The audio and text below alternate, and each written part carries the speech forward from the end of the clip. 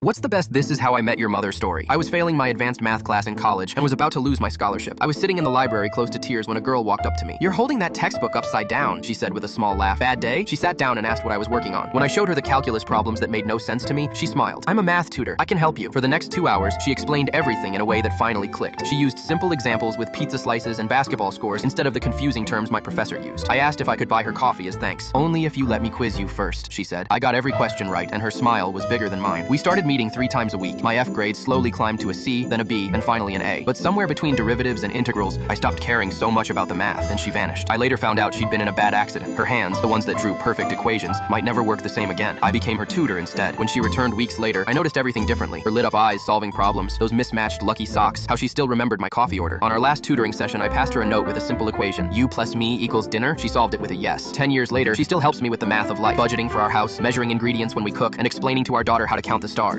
My daughter's teacher laughed when I asked her to stop flirting with my son, so I got her fired. I never thought I'd have to protect my kids from their own teacher, but here we are. It started when my son turned 16. Ms. Roberts, his new English teacher, would always keep him after class to discuss his work. At first, I didn't think much of it. Then my daughter, who was in her class too, started noticing things. "Mom, she touches his arm a lot," she told me one day, "and she gives him these looks that make everyone uncomfortable." My stomach dropped. I watched my son become quieter, more withdrawn. I scheduled a meeting with Ms. Roberts. When I brought up my concerns, she laughed it off. "Oh, you're one of those paranoid moms," she said, rolling her eyes. "Your son's nearly an adult." That's when I pulled out my phone. My daughter had been recording everything. The lingering touches, the inappropriate comments, the way Ms. Roberts would accidentally brush against him. The smile fell from her face. I went straight to the principal. He tried to minimize it, called it a misunderstanding, so I posted the videos online. Within hours, other students came forward with similar stories. The school board called an emergency meeting. Ms. Roberts was fired the next day. My son's back to his old self now, but sometimes I catch myself wondering how many other teachers get away with this, because sometimes being a paranoid mom means being the only one willing to protect your kids. My dream job turned into my worst nightmare, but karma had other plans. I worked in tech for 5 years when my dream company posted the perfect job. Even better, it was 2 blocks from my house. The interview went amazing. The team loved me, the manager couldn't stop smiling, and the director even gave me a tour saying I'd fit right in. Then the offer came. It was $25,000 less than I made now. I was shocked. When I told the recruiter this was way below my current salary, she laughed and said, "There's no way someone like you makes that much." Her tone made my stomach turn. "Someone like me?" I asked what she meant. She got flustered and said, "Well, you know, someone your age." I was 26, the same age as their CEO when he started the company. I stayed professional and declined. The recruiter kept calling, offering tiny raises, saying I should be grateful since the office was so close to home. Each time she got ruder, even suggesting I was lying about my experience. 2 weeks later, I got an offer from their biggest competitor. It paid $30,000 more than my current job, with full remote work and better benefits. I accepted on the spot. Here's where it gets good. A month later, my dream company's entire recruiting team was fired. Why? They'd failed to fill any positions because they kept lowballing candidates. The director quit too. The best part? My new company won a huge contract. The same one my dream company lost because they were understaffed. Sometimes the job you don't get is the biggest blessing in disguise. Last I heard, they're still trying to fill that position. Has anyone ever told you something so mind-bogglingly dumb your jaw actually dropped? So I work at this coffee shop downtown, and we have this regular customer, this older guy named Frank, who comes in every Tuesday at exactly 9:15 a.m. Super nice guy, always orders the same thing, a medium dark roast, black, no sugar. One Tuesday, Frank comes in looking all excited and tells me he's going on vacation to Italy next month. I'm like, "That's awesome, Frank. First time?" He says yeah, and asks if I've ever been. I tell him I studied abroad there for a semester in college. His eyes light up and he asks, "Oh great, so you speak French?" I pause for a second, thinking I misheard him.